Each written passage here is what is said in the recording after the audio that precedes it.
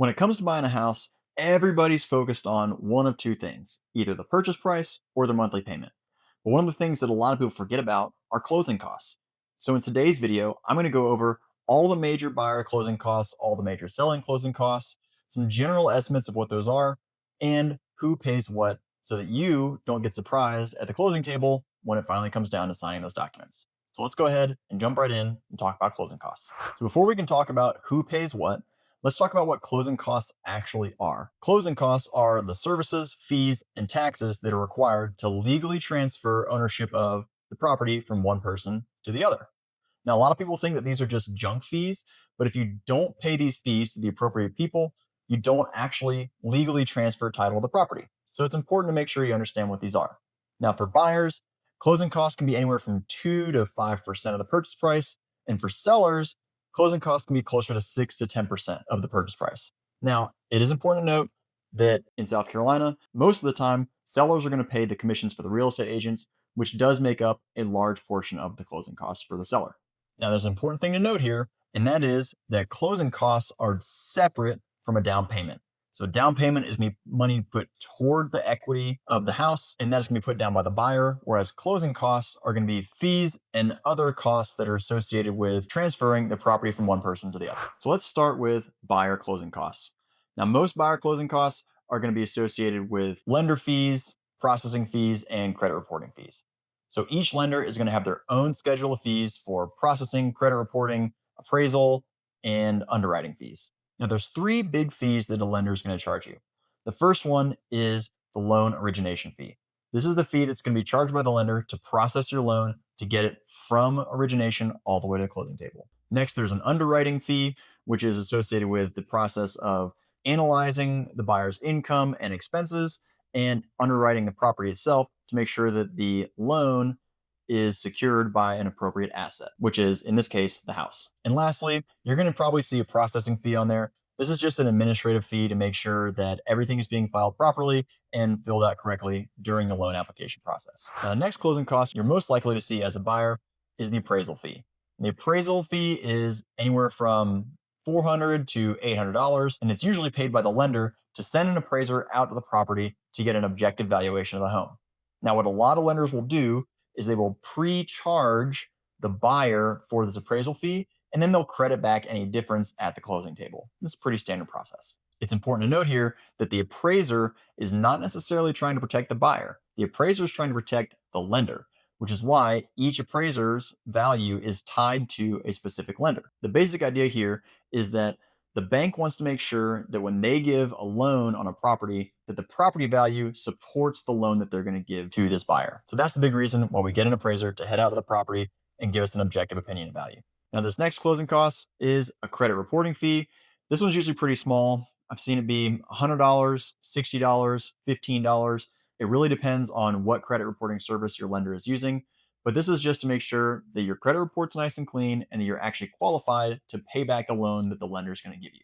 The next fee we're going to talk about is title fees and title insurance. Now, here in South Carolina, we are an attorney state, which means a real estate attorney handles the closing process and the title processing.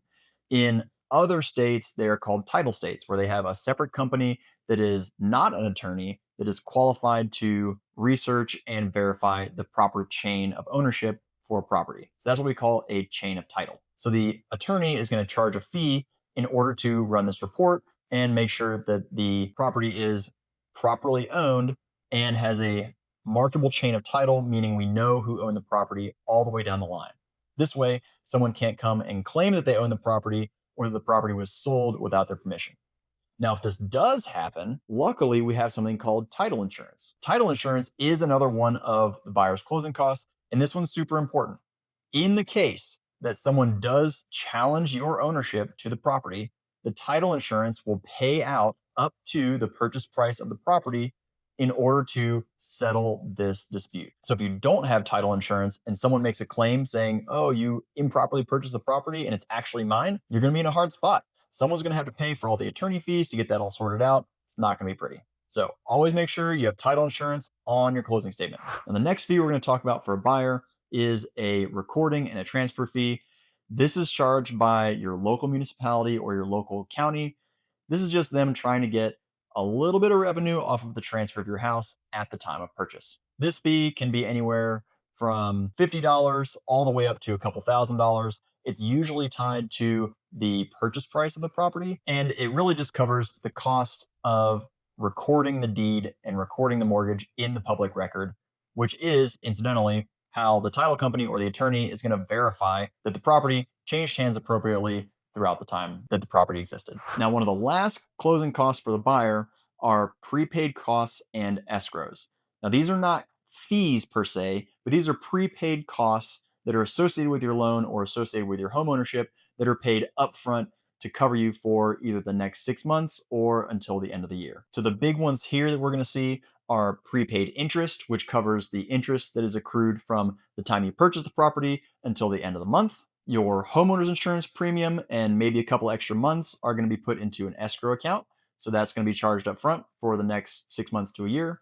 Your property taxes, which are prorated for the amount of time that the seller and the buyer have lived in the home, those are going to be paid up front. That way, the buyer is only paying the property taxes for the time that they were actually living in the property. So, quick aside, if you buy a house in June, that's the 6th month of the year. That means that the seller is going to pay for the first 6 months of property taxes, and the buyer is going to pay for the second 6 months of property taxes. Now, the reason that we have to prepay these at the closing table is because the county only sends out the tax bill once a year. So we credit the buyer at closing to cover the costs of the seller's taxes for the year that they sold the house. Now, the very last fee that you're going to see on the buyer's closing statement is an escrow setup fee. Usually this is just a couple hundred or a couple $1,000s that is deposited into the escrow account to make sure that it has a positive balance. What the lender doesn't want is to start with only $500 in the escrow account and then immediately have the property tax bill hit or the property insurance bill hit and then be negative in that account and be constantly clawing back, trying to get back to a zero balance. So that's the last one that you might see as a buyer. So now that we've covered all the buyer closing costs, let's talk about seller closing costs. Now, these are going to be a little more simple and there's going to be fewer line items, but they're typically going to be a pretty significant chunk of the purchase price or the sale price if you're looking at it from the seller side. So the first one we got to talk about are real estate commissions. Now, there was a big lawsuit a couple years ago with the National Association of Realtors. So I'm legally required to say that commissions are always negotiable and they always have been. However, what I'm used to seeing is a real estate commission between 5 and 7%. And the other thing I'm used to seeing is that the seller will pay these costs. And the seller will pay that cost and it will be split between the selling agent and the buyer's agent. Now, this can vary by every single transaction. It can vary by area. It just kind of depends on what the seller has negotiated with the real estate agent. Here in Charleston, typically a real estate agent fee is going to be somewhere between 5 and 7%, with anywhere from 2.5% to 3% going to the buyer's agent if the seller is offering compensation to the buyer's agent. If the seller is not covering the buyer's agent commission, then the buyer's going to have to come out of pocket to pay their agent if they're utilizing those services. So the next closing cost that a seller is going to see on their side of the closing statement are seller concessions. Now, this is some portion of the purchase price that is negotiated that is paid by the seller on behalf of the buyer. So for example, a lot of times these are used for rate buy downs or a rate lock or to cover buyer closing costs, or maybe even as a repair credit to be issued after the closing happens. So these can range anywhere from a couple $100s to tens of thousands of dollars. I think the highest one I've personally seen was around $14,000 of seller concessions.